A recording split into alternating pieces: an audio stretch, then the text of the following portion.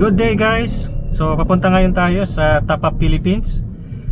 Sila yung sponsor natin para sa throttle controller, yung top speed, ganoon din sa mga MXR air filter natin. So may mga video tayo niyan. So far talagang okay naman yung mga produkto niyan, ano. At ngayon tayo ay magpapa-install naman ng top speed throttle controller dito sa ating Hyundai Accent, no. So mawawala rin ng delay ng Hyundai Accent natin, yung throttle delay na tinatawag, ano. So mas lalong bibilis itong ating Hyundai Accent. So ang throttle controller naman, hindi naman talaga siya nakakapag-add ng horsepower, no. Tinatanggal lang niya yung throttle delay, yung lag. Tatanggalin lang niya yon para mas maganda yung ating pagtakbo, no, ng sasakyan.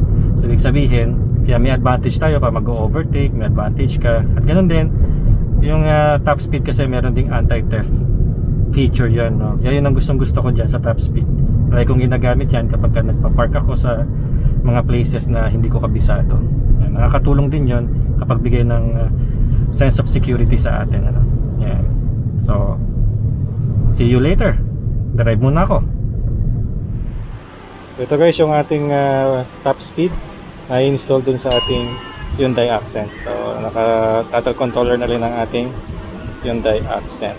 Okay, so pakita ko sa inyo kung paano i-install ito. So papa-install na lang natin, hindi natin i-install, ano? Madali lang naman ito. Okay,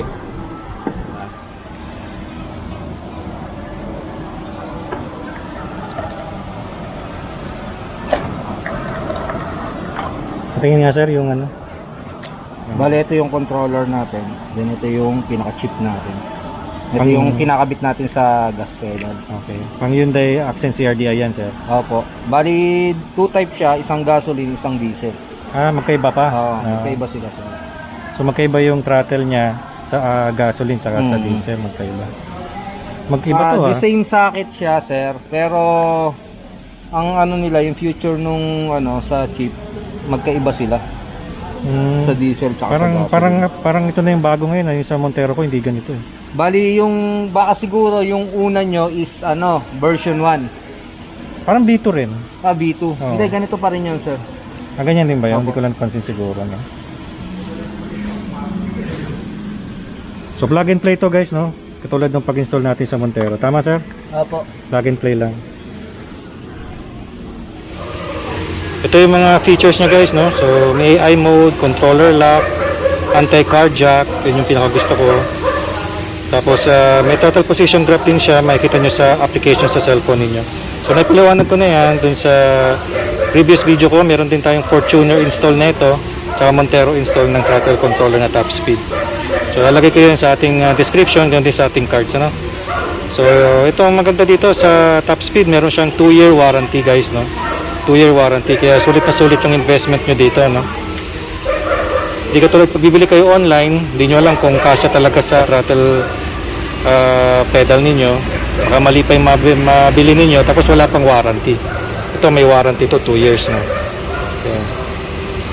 Ang maganda dito, pwede siyang kontrolin sa inyong cellphone.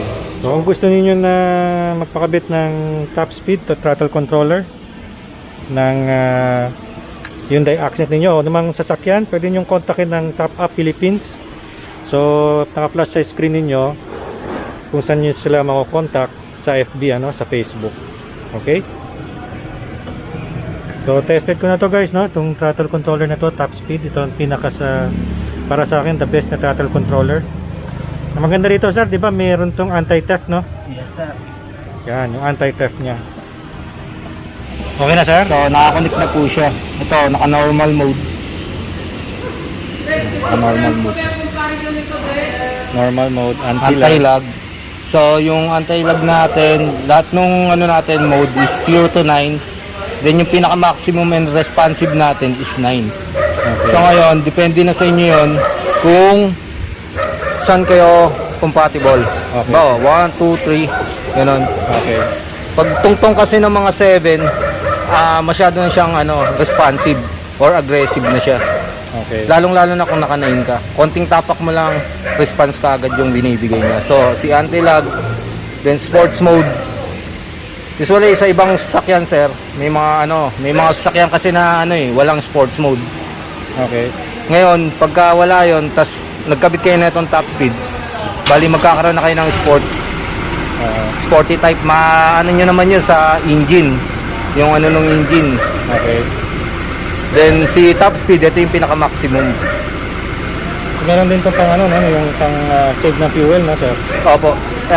Bali pag usually sa diesel, sa mas kasi the more na mas responsive kasi yung throttle mo, sir, mas nakakatipid tayo doon. Ayun po Okay. yung niya, kagandahan sa kanya. Tapos maganda dito, sir, sa long drive, lalo na sa top speed. Pag sa long drive ka, sir, mo siya, mararamdaman mo. Tapos may drag mode din siya. Yan, yung drag mode. As is siya, hindi siya natataasan. Kasi usually sa talaga, drag race, pag tapak mo, kailangan bumulusok talaga kailangan eh. Pwede ba to yung drag mode sa Hyundai Accent? Pwede, sir. Pwede po. Tapos si naman, AI, siya yung mismong nag-a-adjust, ay auto. Oo. Siya mismo yung nag-a-adjust sa inyo kung paano yung driving style mo. Yung tool si ay auto. Sa valet mode naman, halimbawa nagpark tayo sa mga then yung may magpa-parking boy, gawin nyo ilagay nyo sa 9 para mas safety. Kahit anong tukod niya sa sa silinyador niya, hindi siya bubulusok, sir. Hindi siya tatakbo na mabilis. So nalilimit natin dito yung speed. Then sunod natin yung sa off-road. Ito ginagamit to usually halimbawa nalubog ka. Start ka ng 0 then 1 para dahan-dahan yung yung pag-ikot ng gulong. Hindi siya kagad na yung sa normal pag tinapakan mo iikot ng mabilis. So ngayon dito magtitimpla ka sa off-road. Meron palang ganun. Opo, sir. Yan. Bawa 3, 1, 2, 3 ganun. Hanggang sa makaangat ka dun sa sa pinagkalubugan mo. Then sunod natin is eco speed. Pagka naka-9 yan, sir, mas matipid yan. That's Yan. 15% fuel consumption po yan.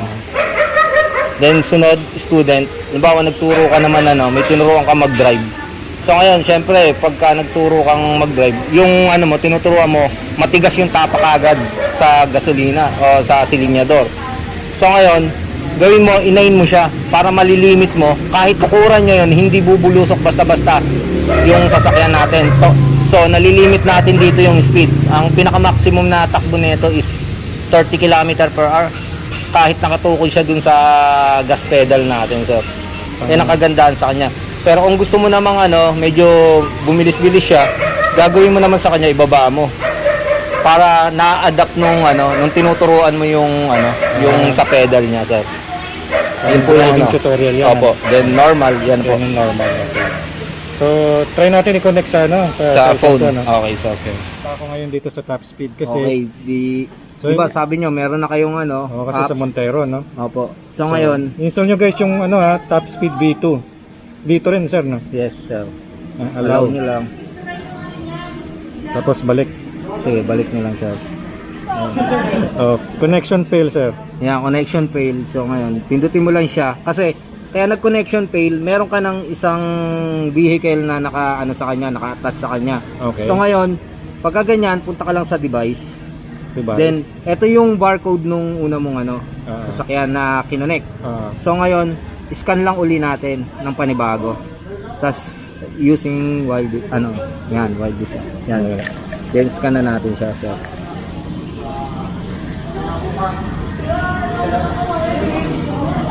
Yan, connect Yun. natin. Yun, nakakonect na siya. So ngayon, naka-normal siya. Dito ako magko-control para malaman nyo na gumagana rin sa Sige, normal, anti-lag, sir, lumipat siya. Ibig sabihin, na sila, accurate na sila sa isa't isa. Synchronize na siya. Opo, synchronize na siya. Then ito, controller na to, kahit wala to, gagana yan. Gagana yan, sir. Yan sports mode. Yan. Bale ito si controller lang talaga siya. Yung pinaka-connection natin na ng Bluetooth is nandun sa ilalim, sa chip mismo, hindi dito. Ito wala tong Bali ito monitor lang siya para makita natin kung ano yung naka-display. Okay. Or manual, pwede siyang gamitin sa manual. Ganun po yung nito gamit. Sa cellphone lang talaga yung Opo. pinaka-control niya. Opo. Then start muna natin, sir. Sige, sir. Okay yan, naka-start na siya. So ngayon, Ang may access naman ng anti-theft natin is only yung phone lang talaga, sir. Oo, phone Dito lang. wala dito, walang access. Yan oh. Punta ka ng setting, sir. Car lock. 'Di ba? Ito, car lock natin siya. Yan, Wala. wala na. Ano natin, sir, para on naman natin. Yan. Yun guys, Meron. yung maganda ron, ano. Opo, yan po yung car lock natin. So ngayon, pag yan, sir, naka-car lock yan, hindi mo rin masi-switch dito. Hindi ka makapag-switch. Hindi mo rin siya hindi mo siya madadrive. Although pag nilagay mo sa drive yung natin, uusad siya pero wala siyang gas. Oo. Yun po yung sa natin, sa car lock natin. Then pag in-off natin siya, then in-off natin yung sasakyan natin, basta kung anong mode yung nilagay mo sa kanya or kinarlock mo siya, once na sinindihan mo, nakaganon pa rin siya. Halimbawa, kinarlock natin siya, nakakarlock pa rin siya. Once na pinatay mo siya, then umalis ka, mga after 3 hours, 5 hours, or kinabukasan mo siya ginamit, nakakarlock pa rin siya. Opo. Hanggat hindi mo siya in-on sa sa Device. cellphone mo, hindi siya mag-unlock. Ayun, ganda yun guys, no? Opo. So, may security, no? So ngayon, ito yung isa, sir. 'Di ba dalawang sasakyan na yung meron mo. So ngayon, ito yung sinasabi ko, change vehicle. Sa change vehicle, may lalabas diyan na bali kailangan kasi natin yung isa pang sasakyan. Yan. Wala siyang lumabas kasi ito lang yung nade-detect niya. Ngayon, once na doon ka naman sumakay sa sa isang sasakyan mo, ang mangyayari sa kanya, syempre hindi niya na madedetect to. Ngayon, syempre hindi ka nakakonect. Di mag-iisip ka na kailangan mong i-scan. No, sir, hindi mo na kailangan i-scan. Punta ka dun sa change vehicle, then lalabas yung dating may connection na then click mo lang siya, mag-auto connect na po siya. So, pagpabalik ako dito, ganun din, change Opo, vehicle din. change vehicle din po, sir. Yun lang po yung niya. Ayos. Ayos, ang galing. So ayan po siya, sir. Pwede nang gamitin to, sir. Lagay mo sir sa top speed, sir. Sa top speed. Yan, lagay natin Tapos siya number sa... 6 lang. Yun ang lagi kong mode. Ay, nakalock, sir. Nakalak ba? Nakatay. Ayan, okay. Kasi masyadong aggressive, sir, pagka 6 lang yan. Yan, ito yung natin, level naman dito. Yan din ang ko sa Montero ko. 6 top speed. Ayan po siya. Balisan natin siya didikit, sir. Ito na lang, sir. Yan na lang din. Okay, sige po. So ganun lang ang pag-install ng top speed. So kung gusto nyong pumunta dito sa may Caloocan sa shop nila, pwede naman sila na mag-install, or pwede rin kayo bumili through Lazada online.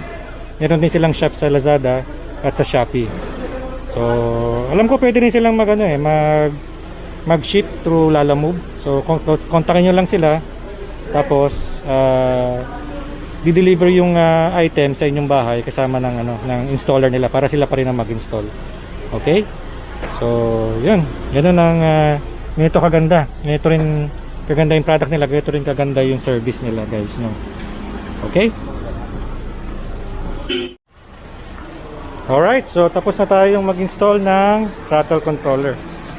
Okay, so salamat tayo kay Sir Jeffrey, Sir Jeffrey, maraming salamat. Thank you rin, sa sir, pag-install ng top speed. pagpunta rito sa Tapak at pagtitiwala po sa Tapak. Yon. So, salamat din kay Ma'am Karen at kay Ma'am Donna ng Tapak Philippines. Okay? So, sana nagustuhan niyo yung video na ito. Pakisuyo na i-like ito. Mag-subscribe kayo sa Noah's Garage. Maraming salamat. Sa ulitin.